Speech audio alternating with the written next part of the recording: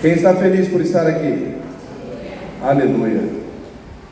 Louvado seja Deus pela vida do Jonas. Rapaz, você pregou aqui no início, hein, moço? Bênção de Deus, hein? Eu lembrei, quando eu olhei para você aqui, conduzindo o culto nesse fervor espiritual, eu lembrei da irmã Laura, né? Versão masculina da irmã Laura. A Laura também é fervorosa, assim, para ministrar, conduzir, né, o culto. Louvado seja Deus. Que Deus seja louvado, que Deus seja engrandecido neste lugar nessa noite. Você não está aqui por acaso, né? Eu não entendo que quando as pessoas vêm a uma igreja, elas vêm por acaso. Eu de repente senti o desejo de ir para uma igreja. Não. Você vem porque o Espírito Santo te impulsionou a estar aqui nessa noite. Deus, Ele trabalha nos nossos corações sem a gente perceber e sem a gente ver, né? Deus é Espírito, por isso Ele trabalha de forma invisível, mas incontestável, né? Não é porque os nossos olhos não veem o Senhor, que Ele não é tão real quanto o ar que nós respiramos, né? Eu lembro de um cântico lá das antigas, né?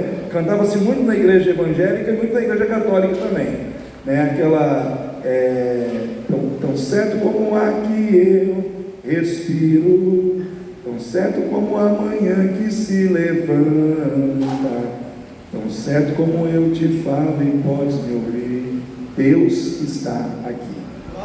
Amém?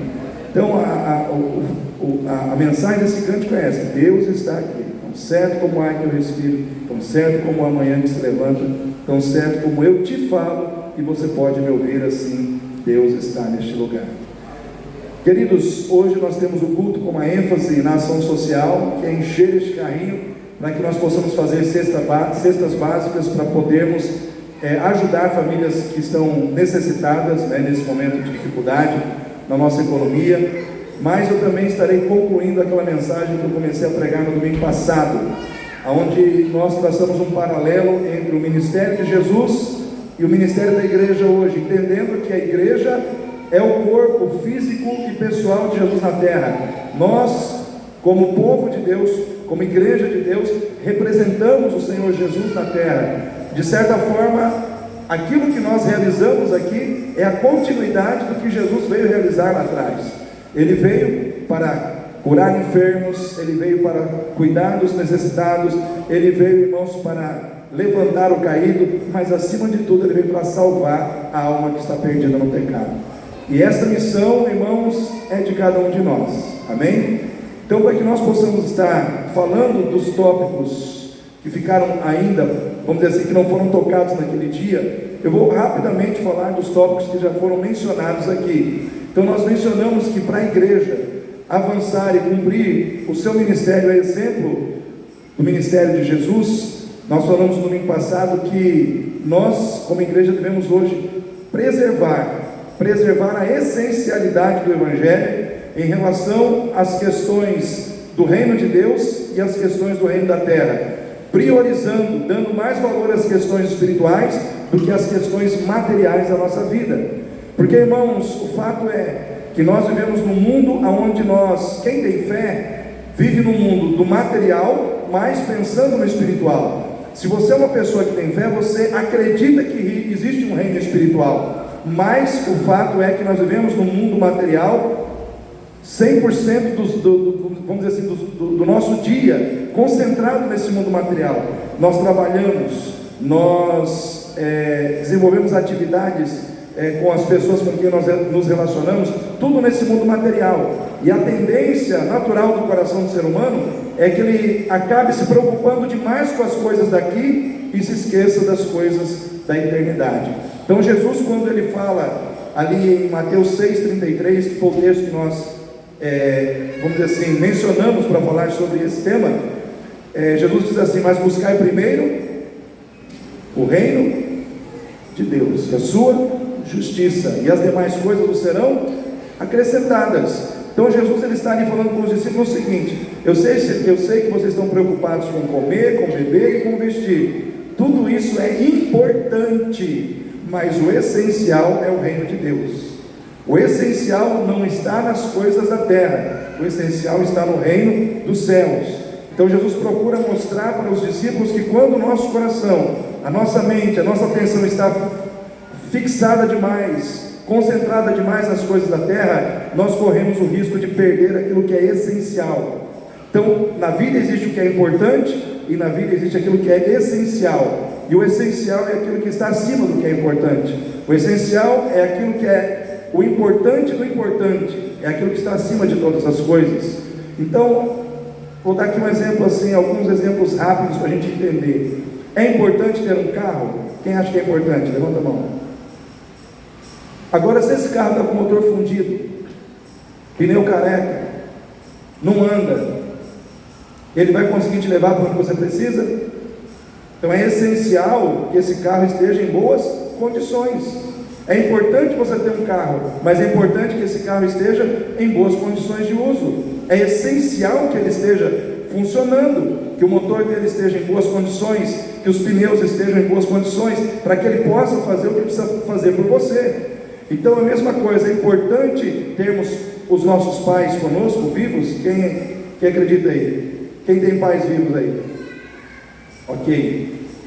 Agora, simplesmente eu ter meus pais vivos, mas viver um relacionamento ruim, de distanciamento, onde eu não falo com os meus pais não falam comigo, não há uma aproximação, existe mágoa, existe rancor, existe ressentimento dentro do relacionamento. Ou seja, o importante está sendo prejudicado porque está faltando o essencial, que é o amor. Amém, igreja? Está faltando respeito, amizade, amor, aproximação. Ou seja, o essencial, ele dá vida ao que é importante. Então nós não podemos simplesmente nos concentrarmos só no importante. A gente tem que entender que existe o essencial, para que o importante seja verdadeiramente exaltado em relação ao seu valor. Então é importante estar na igreja. Quem acredita que é importante estar na igreja? É importante. Mas se você estiver na igreja só cutucando o celular, conversando com o irmão do lado, não ouve a palavra, não presta atenção no culto, não ora, não ouve o que Deus tem para te dizer, não vem para a casa do Senhor com a disposição de deixar Deus transformar a sua vida. Ou seja, estar na igreja é algo importante, mas o essencial não está sendo feito, que é você estar na igreja com a postura certa, com a motivação certa. Aí muitas vezes você entra na igreja, sai da igreja do mesmo jeito, mas a culpa não é da igreja, a culpa é a forma como você estava lá, a maneira como você se colocou ali. Então nós temos um evangelho muitas vezes de coisas importantes, mas também temos um evangelho do essencial. Então quando Jesus ele cura o aleijado, ele faz o cego ver, ele multiplica pães e peixes, o Senhor está mostrando para nós que aqui existe um evangelho de coisas importantes, coisas que são importantes para nós nessa terra, coisas que são importantes para nós nessa vida terrena. Mas quando nós olhamos para o reino dos céus, nós vemos a essencialidade do evangelho. Embora Jesus tenha curado, multiplicado pães e peixes, embora Jesus tenha feito muitos milagres para facilitar a vida da gente aqui, ele não veio para isso. Ele veio para salvar a nossa alma. Ele veio para salvar a minha alma e a sua alma do inferno. Então, mais importante do que ter muitas coisas nesse mundo é ter a nossa salvação assegurada em Cristo Jesus. Então hoje, irmãos, um grande desafio para o crente é se manter salvo, é manter a sua vida em Deus, é manter a sua vida salva no Senhor Jesus. Então nós precisamos parar para pensar que nós estamos vivendo num tempo hoje onde o sistema mundano que nos cerca, ele está trabalhando através, irmãos, do modelo mental, do modelo comportamental, do modelo ideológico que rege esse mundo, para roubar a nossa fé, para tirar, irmãos, a nossa fé em Deus, que é o nosso maior valor. E se nós repararmos hoje, nós estamos vendo que a cada dia é mais difícil as pessoas estarem na igreja, é mais difícil as pessoas estarem vivendo a sua vida espiritual com intensidade. Domingo passado eu falei de uma matéria, inclusive a Carla, namorada também, me pediu uma matéria para dar uma lida, e é uma matéria que fala, é uma matéria que foi feita nos Estados Unidos, e ali naquela matéria diz que 70% dos jovens cristãos que vão para a faculdade, eles saem da igreja, eles abandonam a fé à medida que eles vão tendo contato com aquilo que é ensinado a eles na faculdade, na universidade. Então, todo o conhecimento que eles começam a receber ali, de certa forma, vai removendo dos seus corações a fé em Deus, vai removendo dos seus corações a crença no sobrenatural. Por que, irmãos? Porque hoje nós temos uma mente, a mente da juventude atual, dos nossos jovens, é uma mente muito mais conectada com o racionalismo, com o ceticismo, com o mundo digital do que com o mundo espiritual. É mais fácil hoje um jovem ficar 2 horas na frente de uma televisão, ou de um computador, de um celular, seja lidando com redes sociais, seja jogando um jogo eletrônico, do que passar 15 minutos em oração ajoelhado diante de Deus. É mais fácil um jovem hoje lidar com as questões do mundo da ciência, do mundo da tecnologia, do que lidar com o mundo espiritual. Mas eu quero dizer para você, querido, é para esse mundo espiritual que você vai quando você morrer. É para esse mundo espiritual que você vai, e é lá que Jesus preparou as moradas para que você possa passar a sua eternidade lá. Então o mundo virtual, ele te engana, ele rouba a sua atenção, ele rouba o seu coração da presença de Deus. Então hoje eu vejo assim que nós temos uma geração de jovens, eu falo mais dos jovens porque os jovens estão mais conectados com essa realidade hoje. Eu vejo que da minha geração, uma geração posterior, a gente ainda tem mais sensibilidade a essas questões, mas os jovens hoje, eu vejo assim que eles estão muito preocupados em conquistar o seu lugar ao sol, mais preocupados em conquistar o seu lugar ao sol do que conquistar o seu lugar no céu. É a preocupação em ter dinheiro, é a preocupação em concluir um curso, e depois de fazer um curso, fazer outro curso, e fazer uma outra especialização, e assim investir na profissão. Então a mentalidade hoje do jovem é assim, é muito fixada no ser feliz aqui. Só que com isso, muitas vezes, muitos não estão apercebidos de que estão deixando Deus de lado. Então buscai primeiro o que, irmãos? O reino de Deus e a sua justiça, e as demais coisas serão acrescentadas. O reino de Deus, ele não é para ser buscado em segundo plano. Buscar o reino de Deus é entender que o reino de Deus é um reino espiritual, é um reino moral, de excelência ética, de excelência moral, de excelência espiritual. Então em Cristo nós podemos experimentar no nosso caráter a excelência da justiça de Deus, a excelência do amor de Deus, a excelência da ética e da moralidade de Deus, porque o reino de Deus, ele não apenas é um reino futuro, escatológico, onde nós vamos entrar quando nós morrermos. Ele é um reino presente, através dos valores de Cristo e do caráter de Cristo que estão dentro da nossa vida. Então o reino de Deus, ele se manifesta na terra pelos valores de Cristo que nós carregamos na nossa vida, no nosso caráter. Então mais importante do que o que você tem nesse mundo é quem você é em Cristo Jesus. Amém? O seu ser, quem você é, a pessoa que você está se tornando a cada dia, é mais importante que os seus bens, é mais importante do que todo o dinheiro que você possa ter nessa terra. Não adianta você ser um Bill Gates, não adianta você ser o dono da Amazon e ter todo o dinheiro do mundo, porque, queridos, Jesus não morreu por causa do seu dinheiro, ele morreu por causa da sua alma, ele morreu por causa da sua salvação, da salvação da sua alma. Todo o dinheiro vai ficar. Um dia Bill Gates vai morrer, como Steve Jobs morreu também. E o que vai contar a partir daquele momento é em quem nós estamos firmados. E ai daquele que não estiver firmado em Jesus, porque só nele há salvação. Não há outro nome dado na terra, debaixo dos céus, entre os homens, pelo qual devemos ser salvos, a não ser o nome de Jesus. Nele está a salvação. Então esse foi o primeiro tópico. O segundo tópico, nós falamos de Judas, irmãos. Assim como Jesus enfrentou Judas no seu ministério, hoje nós também vivemos a época dos Judas, né?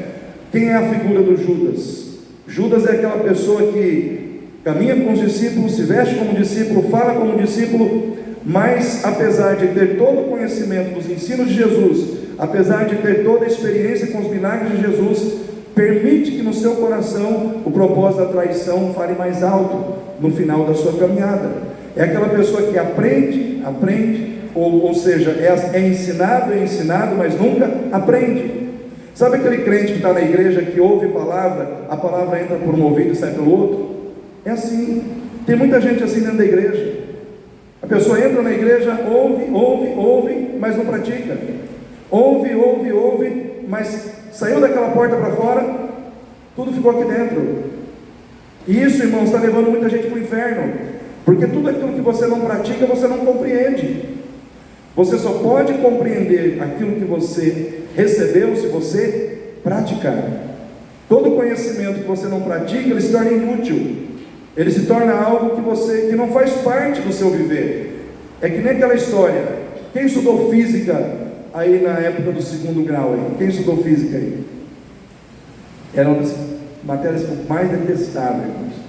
Agora você pergunta para mim se eu lembro de alguma coisa, se eu consigo colocar em prática, porque foi um conhecimento que eu aprendi para poder passar de ano, mas não faz parte da minha vida, porque eu nunca pratiquei. Talvez alguém que fez o segundo grau e caminhou numa direção onde se usa o conhecimento da física e está vivendo isso, para ele seja diferente. Para mim não.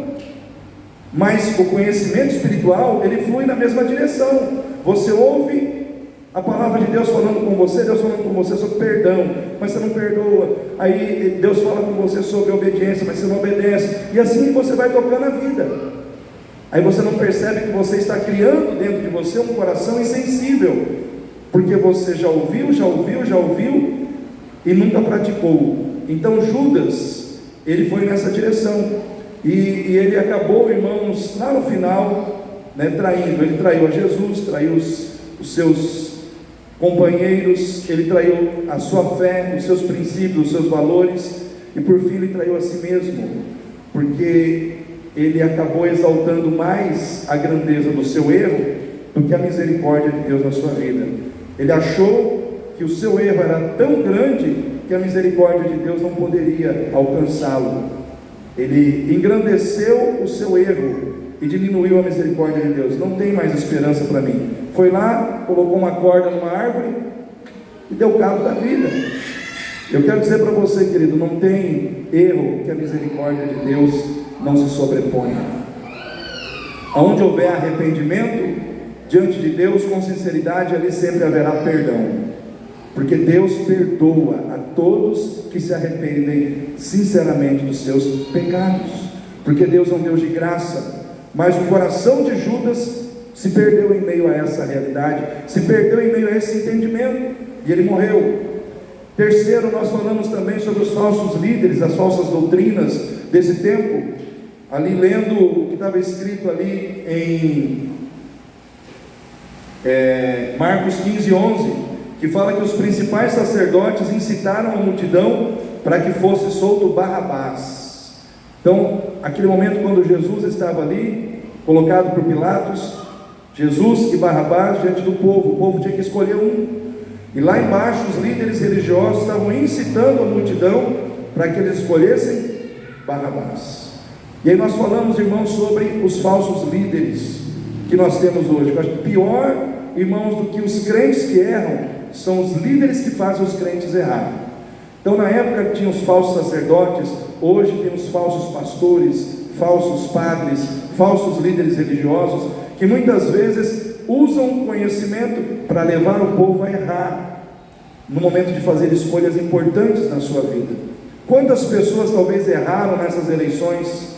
Quantas pessoas nessas eleições talvez votaram errado, porque se deixaram envolver por um discurso enganoso, um discurso voltado para as coisas da terra, um discurso voltado para vamos comer carne, vamos comer isso, vamos comer aquilo, mas desprezando integridade, honestidade, valores que fazem parte do reino de Deus. Quantas pessoas foram por esse caminho? Por quê? Porque o coração do povo está voltado demais para as coisas materiais.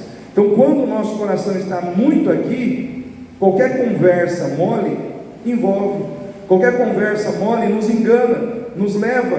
Por quê? Porque o nosso coração está preparado para isso, o nosso coração está voltado para aquela situação. Então quantas pessoas às vezes são mal instruídas por líderes que muitas vezes se aproveitam da ingenuidade do povo, da falta de conhecimento do povo, porque tem coisas que é necessário que a multidão, é necessário que seja feito pela aprovação da maioria, Jesus ou Barrabás. a maioria tinha que decidir.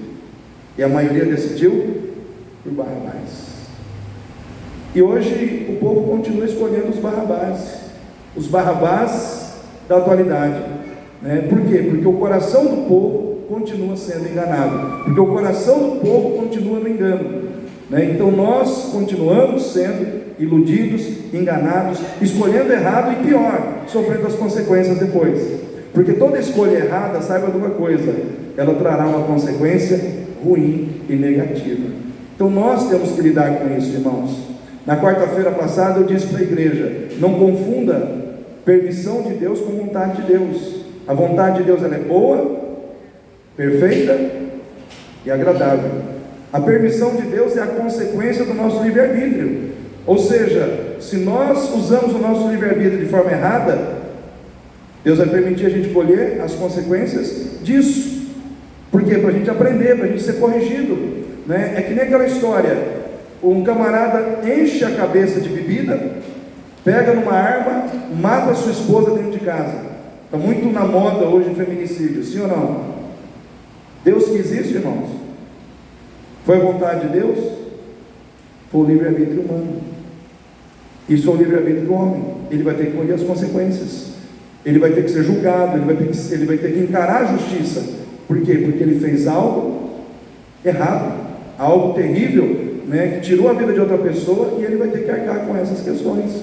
Porque se Deus, irmãos, todo momento que alguém fosse fazer alguma coisa errada, Deus saísse do céu e impedisse, Deus não permitiria que nós fôssemos livres. Deus nos fez livres.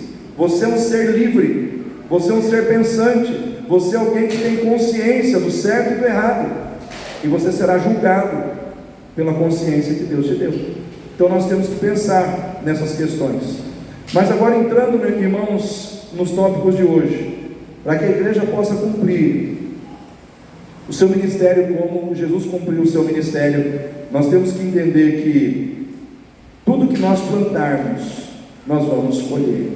A igreja precisa colher tudo aquilo que ela plantar. Fala para o seu irmão aí: a colheita é opcional. Não, a colheita não. Fala assim: a semeadura é opcional, a colheita é obrigatória.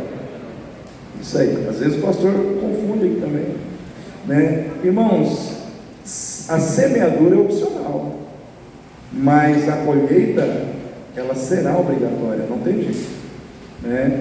Nós temos que colher. Então Jesus, como disse para os irmãos, agora a gente tem que olhar para Jesus.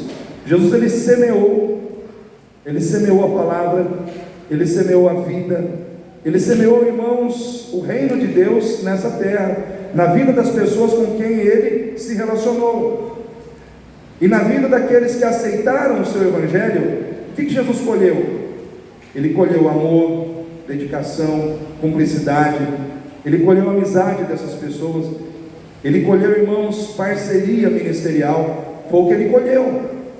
E isso, irmãos, nós temos que entender, que nós que estamos aqui, estamos plantando na vida uns dos outros, atitudes de amor, atitudes que revelam que há amor no nosso coração pelo nosso irmão.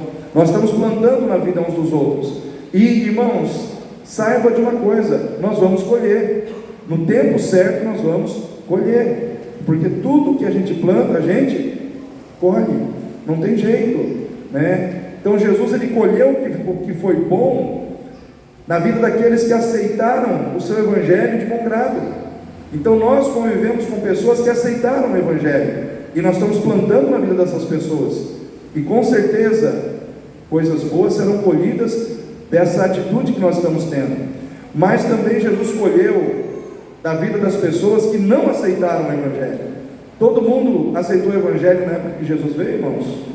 Não. Jesus não foi aceito, o seu evangelho não foi aceito por muitas pessoas. E dessas pessoas, o que Jesus colheu? Rejeição, ódio, desprezo. O que eu quero dizer para você nessa noite?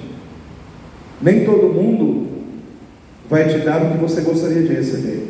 Às vezes servir a Deus vai nos colocar em situações de desprezo, de rejeição de pessoas que não querem, irmãos, o Deus que nós servimos, ou que não aceitam a fé que nós vivemos.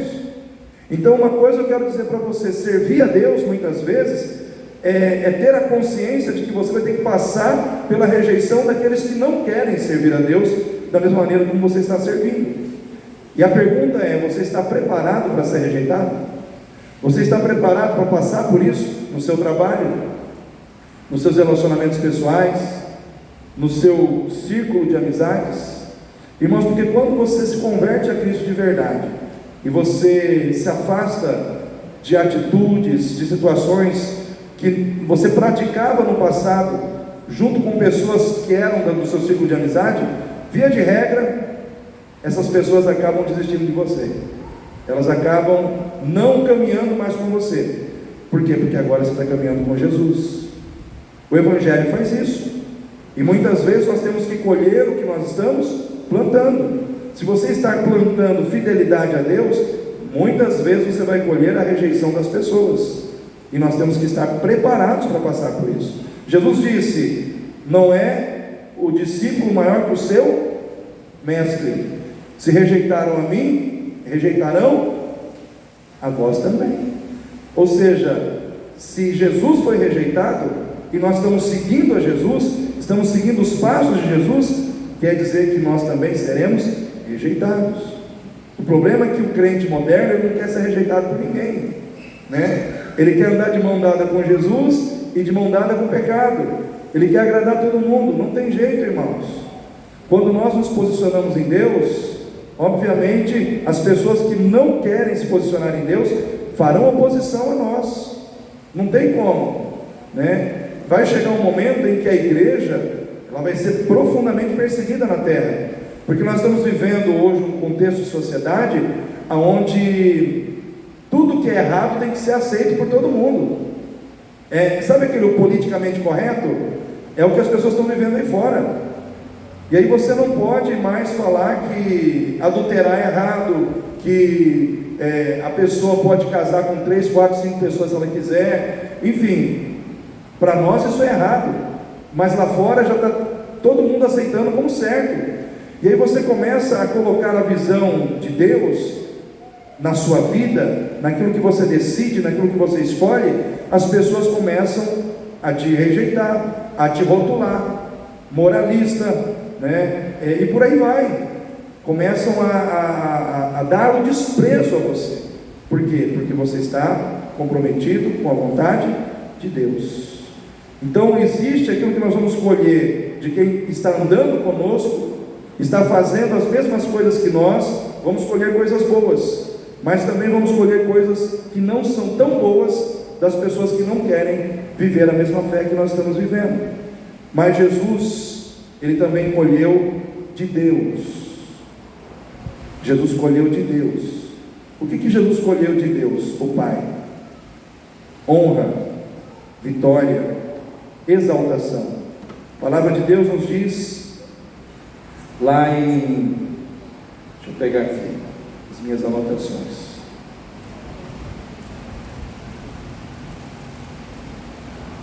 E achado na forma de homem, Filipenses 2, 8, 9. E achado na forma de homem, humilhou-se a si mesmo, sendo obediente até a morte e morte de cruz. Por isso também Deus o exaltou soberanamente. Ele deu o nome que é sobre todo o nome. Em outras palavras, Jesus foi exaltado pelo Senhor, mas depois de ter sido humilhado na terra, passou pela humilhação, passou por situações, irmãos, humilhantes, situações tristes, mas lá na frente Deus o honrou, Deus o exaltou, Deus deu a ele a glória que ele precisava receber. O que eu quero dizer para você, querido? Tudo que você está plantando aqui, você vai colher de Deus lá na frente. Existe um Deus que está pronto a semear, vamos dizer assim, a investir na sua vida com bênção, com honra. Mas você tem que plantar. Você tem que plantar para colher. Jesus estava no Getsemane com os discípulos. E ali no Getsemane, Jesus estava se preparando para ir para a cruz. E ali naquele momento Jesus estava muito angustiado, porque ele já antevia o sofrimento da cruz, ele já antevia o sofrimento dos cravos, e ele disse aos discípulos: ficai aqui e velai comigo, a minha alma está triste, eu estou triste, eu estou angustiado até a morte. E os discípulos, eles foram dormir, e Jesus foi orar. Então ali nós vemos Jesus e os discípulos. Jesus vai e planta no seu relacionamento com Deus oração, dependência, ele planta ali diante de Deus toda a sua fé, demonstrando a sua dependência do Pai, mostrando que ele precisava do Pai, fidelidade a Deus. Jesus renuncia à sua própria vontade, ele diz assim: Pai, se é possível, afasta de mim esse cálice, mas não se faça como eu quero, mas como tu queres. Então Jesus planta a renúncia. Só que quando ele se levanta de manhã, o que ele colhe da parte de Deus? Força, poder para vencer a cruz. E os discípulos, o que eles plantaram naquela noite? Preguiça, preocupação com as necessidades físicas da sua carne, plantaram desobediência. E o que eles colheram de manhã?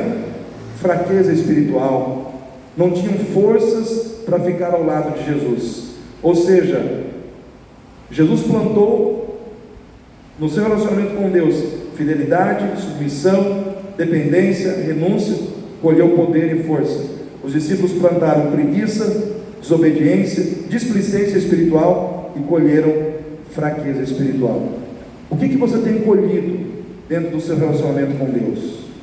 Irmãos, porque todos nós temos um relacionamento com Deus. Como que esse relacionamento está sendo cuidado, né? Como que você está tratando o teu relacionamento com o Senhor? Então, como eu disse no início, a semeadura é opcional, mas a colheita é obrigatória. Então você vai colher o que você está plantando. Então hoje nós temos aí muitos crentes que não estão orando mais, que não estão buscando mais, que não estão tendo aquela disposição de estar na casa de Deus, reunião de oração, culto, não está buscando o Senhor. E o que está colhendo disso? Fraqueza espiritual, falta de fé, desânimo, apatia, cansaço. Irmãos, nunca vi tanto crente reclamar de desânimo, de apatia, de cansaço, mas não ora, não busca, não está na casa de Deus, não vem se encher daquele que tem todo o poder, porque Ele é a fonte das águas vivas, mas eu e você temos que beber dessa fonte. Por isso que a palavra de Deus diz: bem-aventurado o homem que não anda segundo o conselho dos ímpios, nem se detém no caminho dos pecadores, e nem se assenta na roda dos escarnecedores, antes tem o seu prazer na lei do Senhor, e nela medita de dia e de noite, pois será como a árvore plantada junto ao ribeiro das águas, cujas folhas ficam verdes o ano todo, e dá o seu fruto na estação própria, e tudo o que fizer prosperará. Por quê? Porque está perto das águas. Sabe qual é o seu lugar de vitória? É perto de Deus, irmão. É juntinho do Senhor. Hoje é o tempo que nós temos que estar ali grudado, irmãos, na orla do manto de Jesus, porque é um tempo difícil, é um tempo de muitas dificuldades, dificuldades familiares, dificuldades financeiras, dificuldades ideológicas, irmãos, né? As questões ideológicas dos dias atuais, elas são muito fortes hoje, e vem batendo contra a família, vem batendo contra a igreja. E se você não estiver firme na presença de Deus, você se deixa influenciar, você sai da presença de Deus, você caminha numa direção errada. Então hoje é tempo de buscar a Deus. Nós temos que colher o que nós plantamos. Jesus colheu honra, vitória do Pai. Agora nós podemos colher o mesmo se seguirmos os passos de Jesus. Mas se não seguirmos os passos de Jesus, formos crentes displicentes, desobedientes, preguiçosos, o que nós vamos colher? A disciplina de Deus. A disciplina de Deus. Sabia que Deus corrige aquele a quem Ele toma por filho?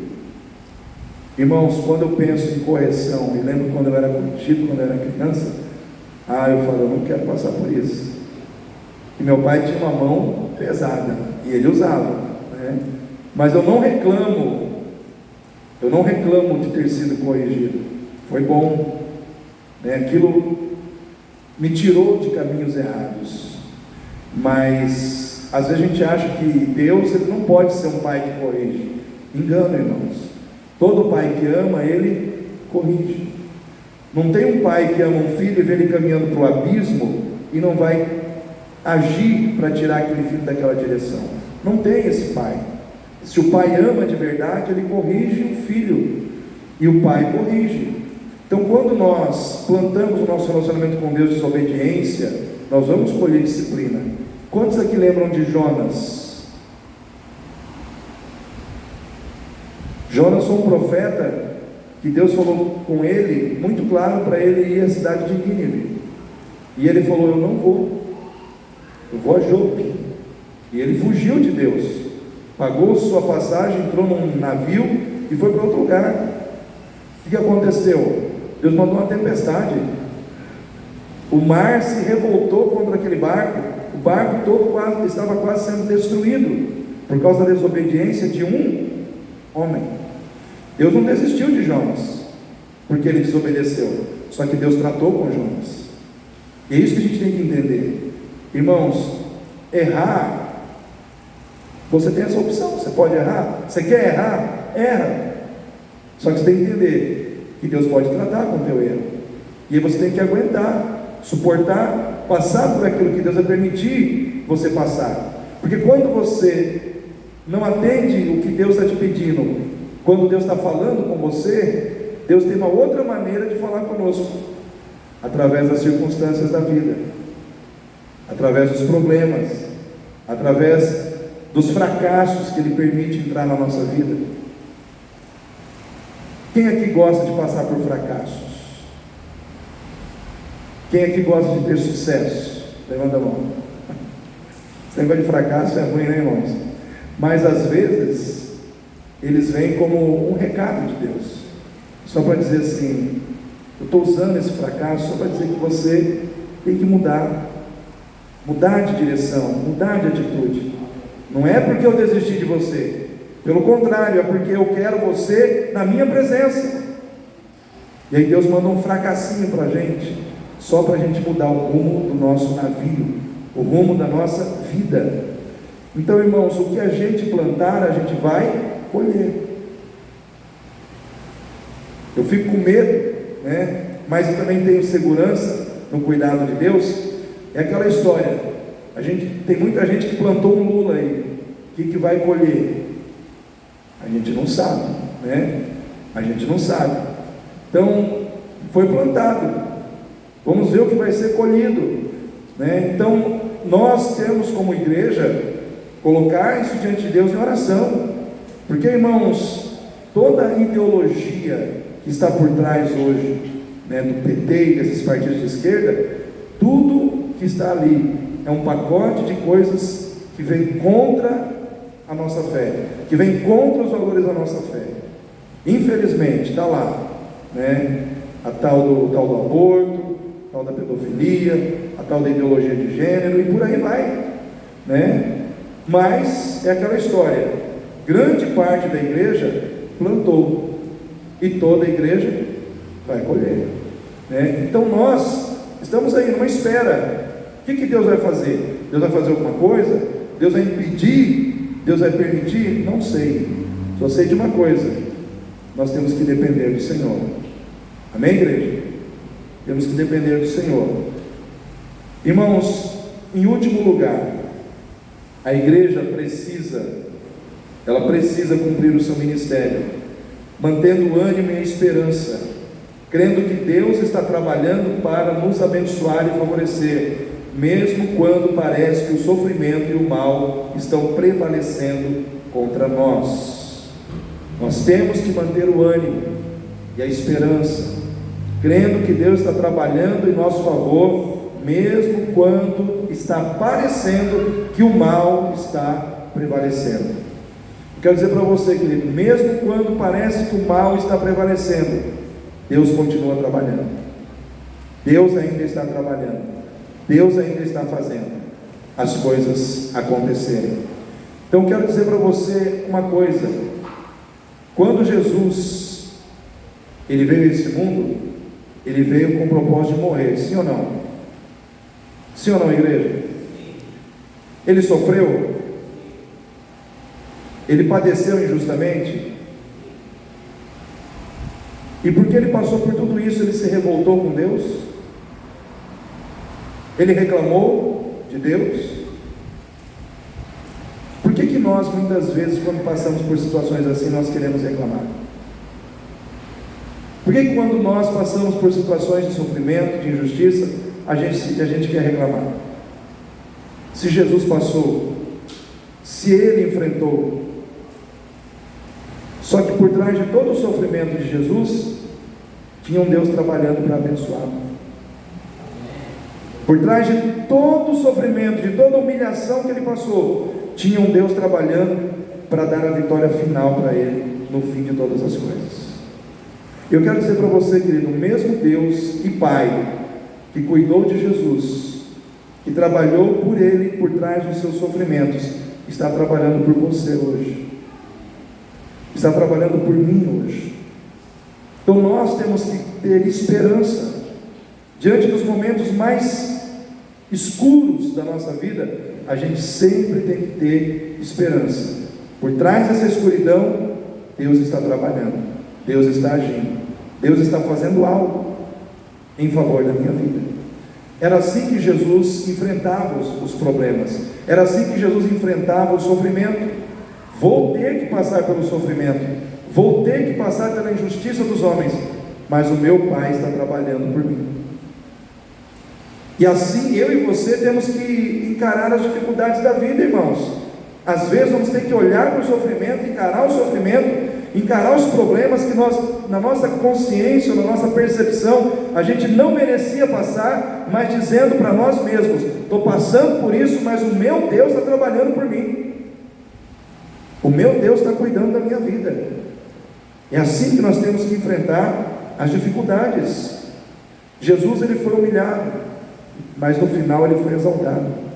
Eu quero dizer para você, querido, tem exaltação da parte de Deus sobre a tua vida.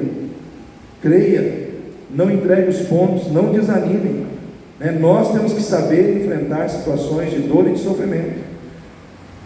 Os irmãos acham que foi fácil para os cristãos lá na época da Roma antiga, na época de Nero?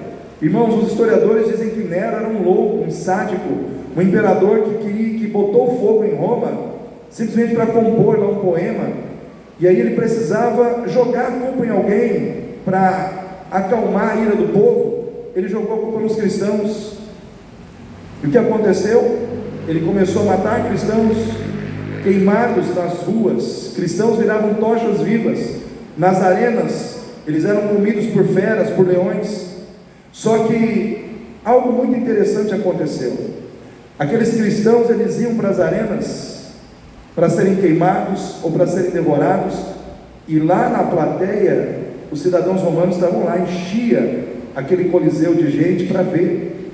Só que eles começaram a perceber que aqueles cristãos, eles iam caminhando em direção à morte, louvando a Deus, com brilho no olhar. Eles morriam sendo queimados, cantando louvores ao Senhor. E sabe o que aconteceu? As pessoas que estavam lá em cima olhando, elas começaram a pensar assim: esses cristãos estão indo para a morte, eles estão indo para a fogueira, eles estão indo para serem devorados por feras. E se esse Cristo que está na vida deles consegue dar a eles essa paz diante da morte, eu também quero esse Jesus. E as pessoas começavam a se converter. Ou seja, aparentemente o mal estava prevalecendo, mas Deus estava trabalhando naquela situação. Pessoas morreram, mas através da morte daquelas pessoas, milhões de pessoas também se converteram. Ou seja, enquanto o diabo acha que ele está vencendo, Deus já tem um plano B traçado para trazer a vitória sobre a derrota, para trazer a bênção sobre a maldição. Então eu quero dizer para você nessa noite, querido, esse mesmo Deus está aqui nessa noite. Ele está trabalhando por esta igreja, Ele está trabalhando por você. Às vezes Ele permite você olhar e pensar que o mal está prevalecendo, mas o mal nunca vai prevalecer, porque Deus está no controle de tudo. Deus está no controle de todas as situações. Não é, irmãos, porque uma eleição não aconteceu do jeito que nós queríamos, que Deus saiu do trono. Deus está no trono. E eu e você não dependemos nem do presidente A e nem do presidente B. Nós dependemos de Jesus Cristo. A vitória, irmãos, ela não depende do homem, ela depende do Senhor. Ele está no controle. Então nessa noite eu quero dizer para você, fica firme na sua posição de fé, não desanime, porque as coisas de repente não estão acontecendo do jeito que você gostaria que elas acontecessem. Deus está no controle de tudo. E agora encerrando de vez mesmo, né? Agora nós vamos partir para o encerramento. Cumpra o ministério como igreja, tendo um coração aberto para ajudar os necessitados nas suas necessidades. Marcos 6,34 diz assim: e Jesus saindo viu uma grande multidão e teve compaixão deles, porque eram como ovelhas que não têm pastor, e começou a ensinar-lhes muitas coisas. Esse texto aqui fala da multiplicação dos pães e dos peixes. Momento quando Jesus olha para aquela multidão faminta, aquela multidão que estava caminhando atrás dele o dia todo, e já era final da tarde, e os discípulos disseram: Senhor, despede essa multidão, porque nós não temos de onde tirar comida para eles. Nem 200 denários seriam suficientes para comprar comida para tanta gente. Mas a palavra de Deus nos diz que Jesus olhou com compaixão para aquela multidão e disse aos discípulos: dai-lhes vós de comer.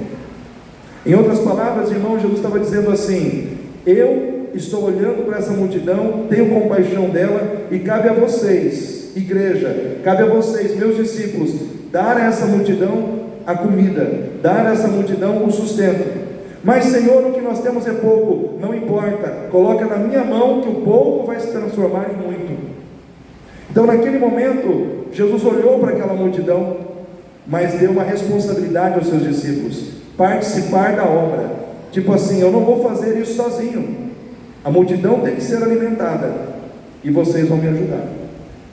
Então hoje, como igreja do Senhor, nós temos que ser aqueles que têm na mão 5 pães e os 2 peixinhos, para alimentar as multidões. Jesus, ele não fechou os olhos para aqueles que tinham fome. Jesus não fechou os olhos, irmãos, para os doentes, para os necessitados. Jesus não fechou os olhos até mesmo para aqueles que estavam na corrupção. Mas pastor, Jesus olhou para os corruptos? Olhou. Quem lembra de Zaqueu? A Bíblia diz que ele era cobrador de impostos, ele era visto como alguém corrupto. A Bíblia não fala claramente se ele era um homem corrupto, mas ele era tratado como se fosse um homem corrupto. E ele subiu em cima de uma árvore. Só que quando Jesus passa, Jesus olha e vê Zaqueu, e pede para ele descer, e vai para a sua casa. E lá Jesus entra com salvação naquele lugar, naquela casa. Jesus olhou para aquele homem.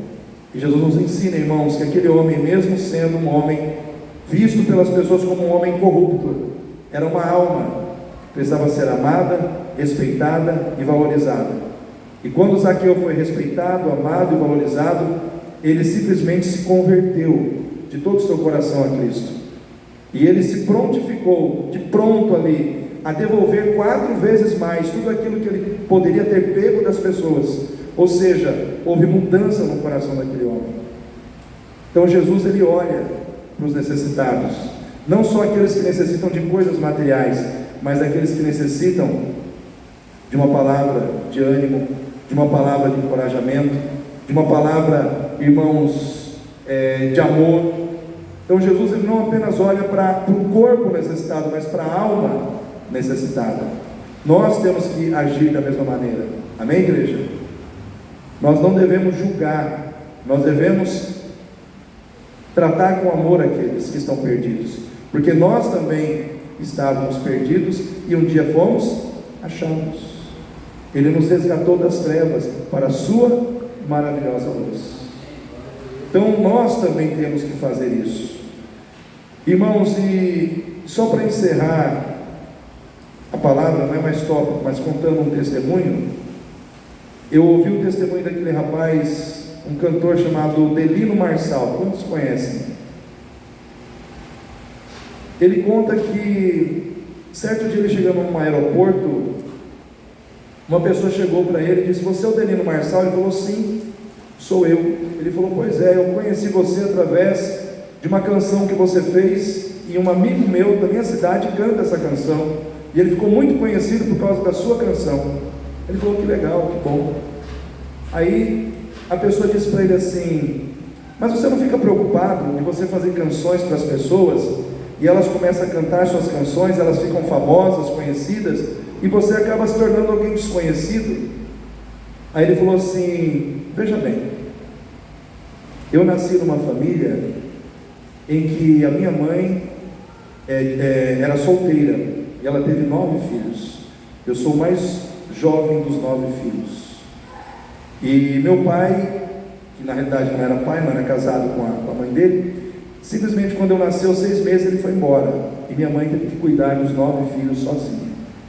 Só que um dia, a minha mãe, ela entrou numa igreja, e ela ouviu que Jesus salvava, restaurava e libertava vidas. Minha mãe entregou a sua vida a Jesus.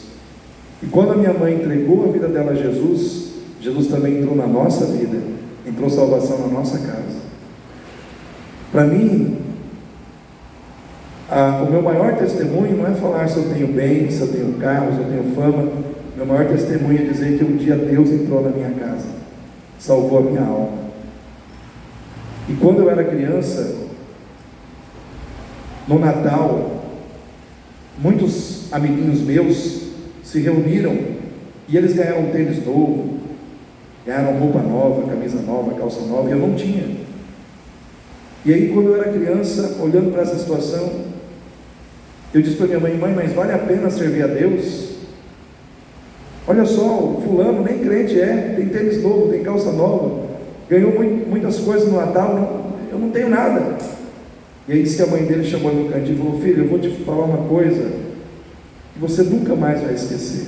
Aqui nessa casa, a gente não adora a Deus pelo que Ele faz, mas adora a Deus pelo que Ele é." E ele falou: "A partir daquele dia eu entendi que eu não preciso cobrar nada de Deus. Se Deus fizer, Ele é Deus. E se Ele não fizer, Ele continua sendo Deus. Então, se eu tenho ou se eu não tenho, não me importa. Eu não faço músicas para que eu possa aparecer, eu faço músicas para que Cristo possa aparecer. Eu não faço músicas para que eu possa ganhar o mundo, mas para que Jesus possa conquistar o coração das pessoas." Então, irmãos, esse é um propósito de vida: fazer as coisas para colocar Deus em primeiro lugar. Então, quero convidar você a ficar em pé nesse momento. Quero que você feche seus olhos.